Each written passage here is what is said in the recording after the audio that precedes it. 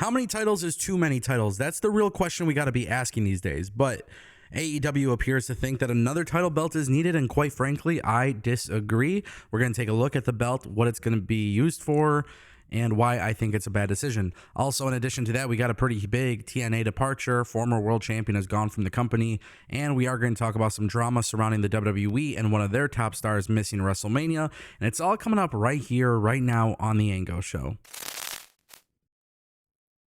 Okay, so ladies and gentlemen, let's kick things off with Alexa Bliss. As you guys know, Alexa Bliss came back to the WWE at the Royal Rumble this year, and she made headlines. She received one of the biggest pops of the night. Everybody knew who it was. Everybody was excited to see her, especially with the rumors just days prior that maybe she wasn't going to re-sign with the company. It led to a lot of people believing that Alexa Bliss genuinely was not going to be part of WWE any longer.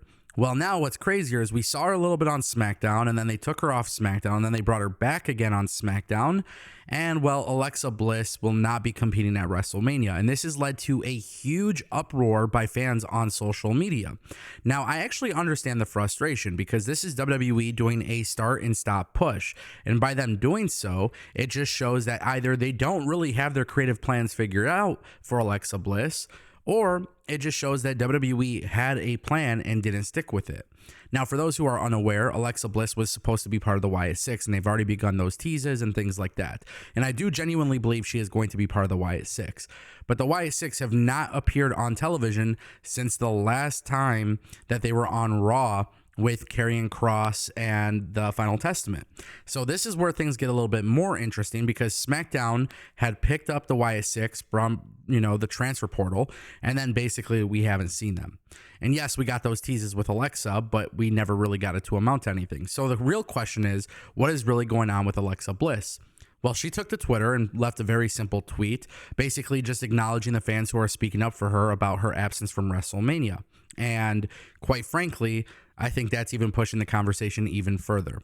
My belief is that WWE knows that Wyatt Six are going to be factored into plans after WrestleMania, and that's why they kept Alexa Bliss and Nikki Cross off of WrestleMania this year, which is fine. However, I do have a suggestion, and this is one of those things where maybe WWE could be smart and really start a cool storyline from right there at WrestleMania. I think Bayley and Lyra Valkyria should probably lose the tag team championship match. And when Raquel Rodriguez and Liv Morgan actually do end up winning, that's when the lights go out and Alexa Bliss and Nikki Cross take her out. With, of course, Uncle Howdy standing on stage with Joe Gacy and Dexter Lumis and Eric Rowan. I think that would be the way to go about it. And this way you could set up a program between the Judgment Day and Alexa Bliss and the Wyatt Six. That's kind of how I'm looking at it. That brings us to our next topic of today's video, ladies and gentlemen. Rich Swann is gone from TNA, and this is a very interesting story. So basically, Fightful Select had come out with a new report. Rich Swann has officially become a free agent now that his contract with TNA has expired. Fightful Select's Sean Ross Sapp has reported that Rich Swann's contract with TNA has concluded. He did sign a 2-year extension late into 2022, which ran until the end of 2024. Now, sources indicated that the contract included an additional option year, but TNA actually chose not to exercise it.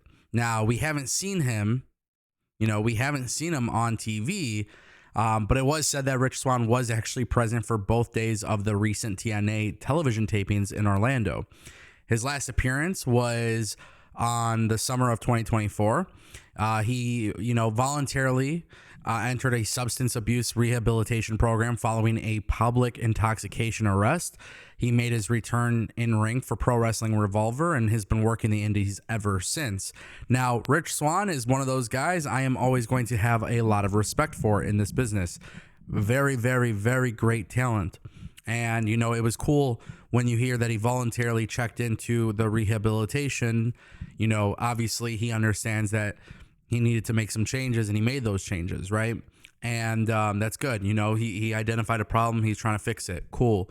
Rich Swann is always going to be considered a very, very talented individual in my eyes. This is one of those guys who I think when you see him in WWE, when you see him in TNA, even when you see the stuff that he's doing in the indies and Pro Wrestling Revolver and stuff, you just know that this guy is talented. He knows how to connect to a crowd. WWE saw that. They saw Rich Swann connect to a crowd. TNA saw that as well.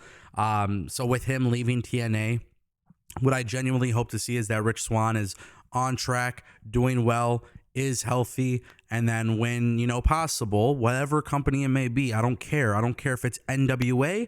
I don't care if it's OVW. I don't care if it's GCW or MLW or WWE or AEW. I want to see this guy on TV. You know what I mean? He's just very talented. He's a very, very, very talented individual. And I'm not saying Rich Swann's coming in and winning the world championship. I mean, we saw him do that in TNA. But I think for me, it's not about titles. It's just about having somebody who is entertaining to watch, being part of a TV program that I enjoy watching. And since I'm a huge fan of professional wrestling, it would make a lot of sense that I would like to see this guy in there in some capacity. So is it a loss for TNA? TNA has been losing a lot of talent in general, so they always end up surviving. But it is kind of sad to see that they couldn't figure that out. So we'll see what ends up happening, and I'll keep you guys updated. And that brings us to our next topic. But first, ladies and gentlemen, don't forget, if you want more videos like this, go ahead and click subscribe. I'm always bringing you wrestling content Monday through Friday, Saturday, Sunday. 9 days a week, 30 hours a week, it don't matter, 50 hours a week, trillion hours a week. If you guys want wrestling videos, I'm going to keep you updated. And we got to talk about this, the Ring of Honor new championship belt that's coming soon. Tony Khan revealed at the ROH tapings this weekend that the ROH women's division is now getting a new championship belt. So at a time where everybody believes that AEW has too many title belts, Tony Khan has decided to spend more money on another title belt, and a lot of people are actually really upset about this. I'm going to explain why I don't like it. I'm going to explain why I think it's a bad idea.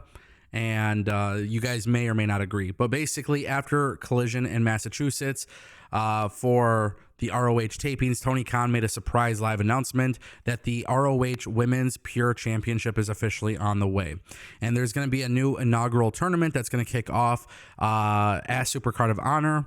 And basically, there's no more details on the title belt. There's no more details on the tournament, nothing like that. So here's the thing. This is what I got to say. This is one of the things that I think a lot of people may not agree with me on. I feel like ROH is a dead brand. I don't feel like ROH gets a lot of love.